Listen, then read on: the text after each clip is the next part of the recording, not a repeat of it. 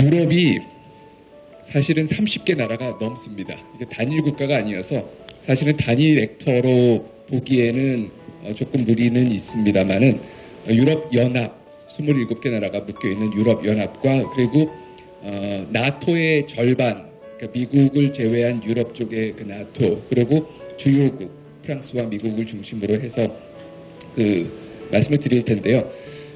저는 크게 유럽을 두 가지로 나눠서 보고 있습니다. 최근에는 하나는 핀란드에서 발트 3국을 거쳐서 폴란드로 내려와서 루마니아로 빠지는, 바로 이게 말하자면은 나토의 전선입니다. 전선 국가들, 유럽에서의 지금 러시아와 실제로 이 국경을 맞대고 있는 그 전선 국가들, 그리고 뭐 여기에는 뭐 몰도바라든지 뭐 실질적인 이 굉장한 위협을 느끼는 국가들이 있습니다. 그 외의 국가들은 일종의 후방 국가들이 되겠죠. 지원하는 그런 차원이기 때문에 실질적인 뭐 경제적이든 뭐 군사적이든 지원은 하지만 러시아로부터의 위협은 한번 걸러서 들어오는 그런 국가들이 그 두 가지로 크게 이 축이 나눠지지 않을까 생각을 합니다. 첫 번째 질문입니다. 미국은 전쟁을 끝낼 것인가? 이 세션의 제목이기도 한데요. 저는 종전 논의가 분명히 가속화될 것이라고 봅니다. 2025년에. 미국도 종전안을 마련을 하고 있고 가장 근본적으로는 관련된 대부분의 국가들이 종전을 희망하고 있습니다. 종전을 희망하는 국가들의 숫자가 늘었습니다. 그 대신 조건은 여전히 문제가 된다. 그렇기 때문에 사실은 저는 언제 종전을 하는지는 뭐 그 역시도 중요하겠지만 어떤 조건으로 종전을 하는지가 5배는 더 중요하지 않은가 그 생각을 하고 있습니다. 하지만 종전의 가능성은 지금 높아지고 있고요.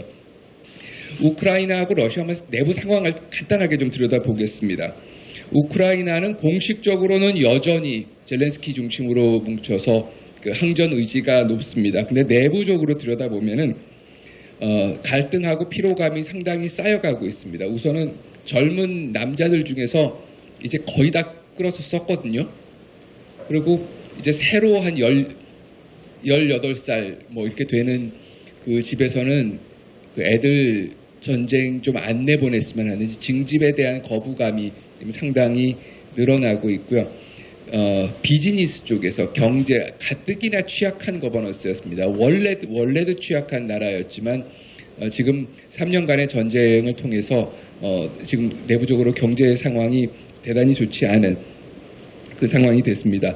러시아도 전쟁 피로감이 쌓여가고 있고 여러 가지 그 전쟁을 치르는 데 있어서 정말 이제 북한의 지원도 필요한 상황이 됐습니다만은 그럼에도 불구하고 재정적으로는 지속 가능합니다.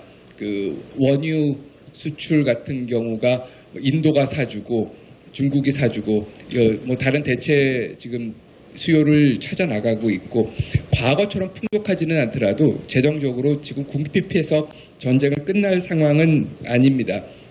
정치적 구조도 상당히 안정적이고요. 하지만 이것을 뭐 끌 수는 있습니다. 얼마든지 끌 수는 있는데 이제 끌어서 유리한 상황과 그리고 그 적당한 조건으로 러시아 입장에서 적당한 조건으로 점령지를 그대로 굳히는 이런 방향으로 나간다면은 충분히 내부적으로 승전을 했다라고 얘기할 수 있는 그 소위 그 거리는 충분히 이미 만들어놨다라고 볼 수 있겠습니다. 유럽 국가들의 정치적 피로감 상당히 올라가고 있습니다. 마찬가지로 외부적으로는 우리는 단합돼 있고 또 실제로 그렇지만 내부적으로는 언제까지 돈을 계속 집어넣어야 될 건지에 대해서 굉장히 우려가 나오고 있습니다. 3가지입니다. 군사비, 난민 수용, 에너지 문제. 이 3가지를 가지고 피로감이 굉장히 커지고 있고 또 이런 부분들을 틈타서 즉 퍼퓰리스트들의 정치적 입김이 더 세가고 있습니다. 만약에 우크라이나 전이 트럼프가 얘기한 대로 내가 되고 나면 24시간이야 아니면은 뭐 진짜 한 달이야 그렇게 해서 만약에 종전이 됐다라는 그 가정하의 시나리오를 한번 만들어 보면은요 가장 가능성이 높은 게 불완전한 평화 합의입니다. 이거는 딱 두 가지 역사적 그 어널러지인데요. 하나는 1945년의 얄타, 그 딱 크리미아 반도 제일 남쪽입니다. 그리고 1953년의 판문점, 이 두 개를 보면은 그 우크라이나가 2025년에 어떤 상황이 있을지가 바로 나오지 않을까 싶습니다.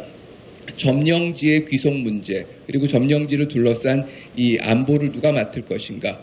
나토 가입은 당분간은 쉽지 않아 보입니다. 유럽 가입도 후보국에는 올라와 있지만 그렇게 빨리 이루어지지는 않을 전망입니다만은 여러 가지 뭐 유럽이 소위 우크라이나의 안전 보장을 위한 여러 그 조치들은 취해 나갈 것으로 보이지만 상당히 불안전하고 불안정한 그런 평화 합의가 될 가능성이 많습니다.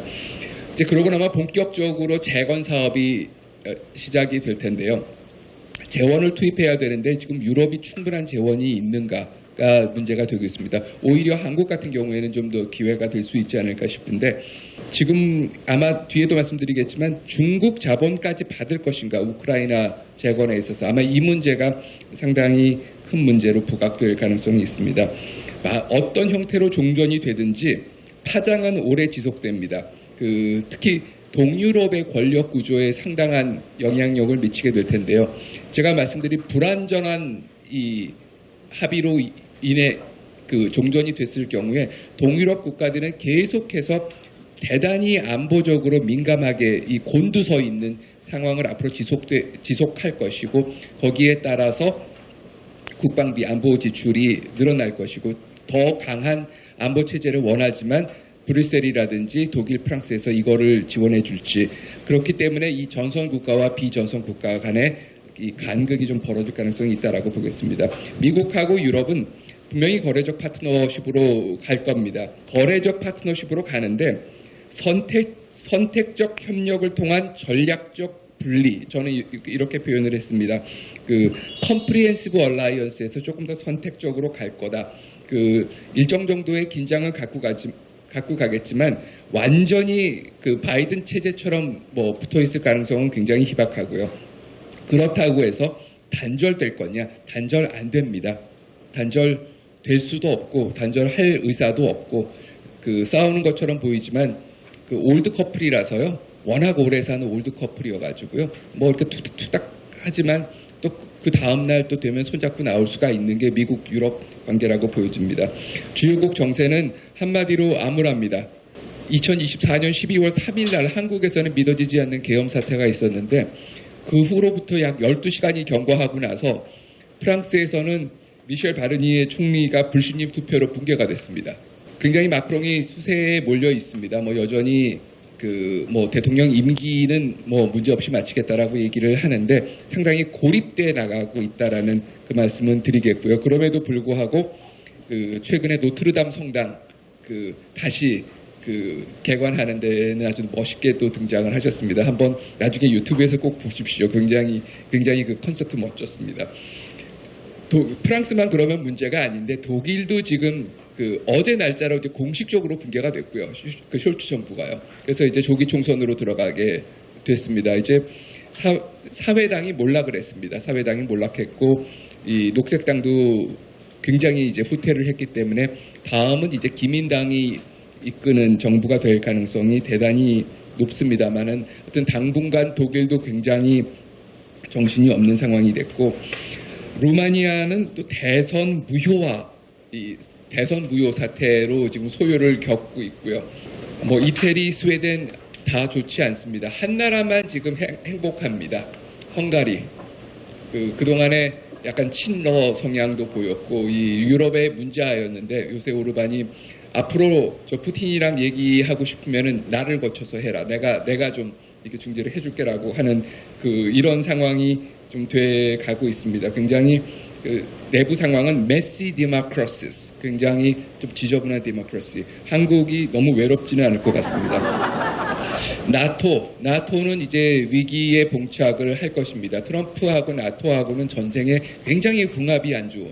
아마 음양오행으로 따지면 이렇게 상극이 좀 들지 않았나 싶은 생각이 있는데 문제는 나토만 문제가 되는 게 아니라 나토 플러스 IP4로 통칭되는 인도태평양과 나토로 잇는 소위 범동맹 체제가 굉장히 앞으로 상당한 도전을 받을 것이다. 유럽은 전략적 자율성을 내세우겠지만 전략적 자율성이 실제로 이행되기 위해서는 세 가지 조건을 갖춰야 됩니다. 하나는 군사력, 두 번째는 정보력과 작전력, 세 번째는 경제력. 이 세 가지를 유럽이 갖추고 있는가 놓고 봤었을 때 유럽의 전략적 자율성은 상당히 말로 그칠 가능성은, 그러니까 미국에서 떨어지는 거에 대한 그 반대의 논거로 나올 수는 있겠지만 굉장히 제한될 것이다. 나토의 결속력은 세 나라를 보면 됩니다. 미국, 헝가리, 터키. 가장 큰 변수는 지금은, 옛날에는 헝가리하고 터키였는데 지금의 가장 큰 변수는 미국이 됐고, 그리고 이제 헝가리와 터키가 어떤 스탠스를 취하는가. 뭐 이 세 나라가 다 나토를 뭐 떠날 수도 있다라고 말은 꺼내지만 실질적으로 떠났었을 때 이 코스트가 비용이 너무 크기 때문에 그런 극단적인 선택은 쉽게는 못할 것이라고 보여집니다. EU 차원에서는 12월 3일 지금 신집행부를 만들고 있는 중입니다.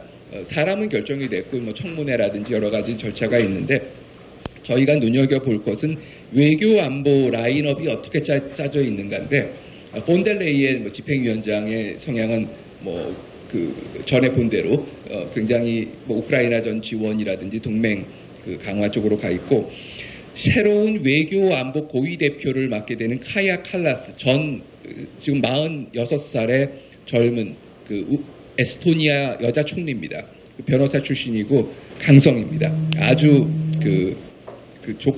좋은 의미로 아주 똑부러지는 성향이고, 이번에 새로 신설된 유럽의 방위 집행위원 Commissioner for Defense가 처음으로 만들어졌는데 리투아니아의 안드리우스 쿠빌리우스 전 국방장관이 임명이 됐습니다. 이 얘기는 외교 안보 라인을 전선국가 발트 3국에서 잡았다는 얘기가 되거든요. 이렇게 놓고 봤었을 때 EU는 유럽 연합은 상당히 외교 안보 차원에서 우크라이나 전을 비롯해가지고 안보적인 문제를 과거보다는 좀 더 강화를 시킬 거고, 특히 방위 산업, EU의 방위 산업을 좀 증진시키겠다. 한국에는 좋은 뉴스는 아닙니다. 내부 조달을 60%까지 높이겠다고 했는데 실제로 이게 2030년까지 금방 채워지기는 어려울 것 같고 여전히 한국 방위 산업에는 기회는 있다라고 말씀드리겠습니다. 자, 이제 슬슬 정리를 하겠습니다. 마지막으로 유럽과 중국 전망 하겠습니다. 미국과 간극이 벌어지는 만큼 유럽은 중국과의 특히 경제 관계 개선을 들어갈 여지는 있습니다. 하지만 정치적으로 한계는 존재합니다. 여론은 싸늘합니다. 나토하고 EU가 모두 중국을 전략적 경쟁자로 칭하고 있는 상황에서 인권 문제 관련돼 가지고 유럽과 중국과의 관계가 굉장히 틀어져 있고 쉽게 해소하기에는 이미 여론이 너무 나빠져 있기 때문에 쉬운 정치적인 화해는 어렵다. 하지만 경제적으로는 독일을 중심으로 해서 리스크 완화로 시작을 한 다음에 만약에 트럼프가 정말 각자 도생의 경제 정책으로 나가게 될 것 같으면 중국 쪽의 시장을 다시 한번 확인할 가능성은 높습니다. 하지만 가장 큰 중국의 스테이크를 갖고 있는 독일의 경우도 지금 그동안 독일이 중국의 자동차 시장을 거의 통제를 하면서 가장 큰 수익을 거둬왔는데 중국이 엄청나게 빠른 속도로 전기차로 바뀌고 있습니다. 그 얘기는 이제 독일이 중국에서 얻어갈 수 있는 부분들이 점점 적어진다는 얘기이기 때문에 그 얘기는 오히려 중국에 대해서 과거만큼 매달리지는 않을 것이라는 그런 전망도 나오고 있습니다. 한국은 그렇다면 어떻게 해야 될까요? 한국 얘기만 전략적 고려사항만 말씀드리고 끝나겠습니다. 첫 번째로는 우크라이나 전에 북한이 파병되면서 한반도 문제가 실제로 유럽에서 본격적으로 논의가 되기 시작했습니다. 이 모멘텀은 좀 우리가 지속적으로 가지고 가면서 한반도 평화 정착에 있어서 유럽이 보다 좀 많은 직접적인 기여를 하기는 어렵겠지만 여러 가지 규범이라든지 간접적으로 기여를 할 수 있는 부분을 논의할 수 있는 어떻게 보면 절호의 기회는 왔기 때문에 이 기회는 살려야 된다. 그러나 두 번째, 가장 조심해야 될 것은 급격한 좌회전 하지 말자. 급격한 좌회전하면 대부분 사고 납니다. 이거는 정확히 2017년 요맘때부터 발생했던 일인데, 지금은 이제 유럽과 미국과 이 동맹 체제를 강조하고 있다가 이제 이 동맹의 간극을 벌리는 그 메시지를 가지고 대북 정책을 우회해서 유럽을 통해서 들어간다라는 시도는 안 먹힐 것이고, 한국의 신뢰도를 급격히 낮출 소지가 있습니다. 대화 기조를 살리는 데 있어서 유럽은 유용한 파트너가 되겠지만, 비핵화 문제라든지 이런 쪽에서는 유럽이 슬로우하지만 원칙에 의해서 움직이는 그 주체들이기 때문에 지나친 급격한 좌회전은 대단히 위험할 것이다. 그리고 다자 차원에서 나토 플러스 IP4는 한국이 그릴 수 있는 가장 큰 우방의 동심원입니다.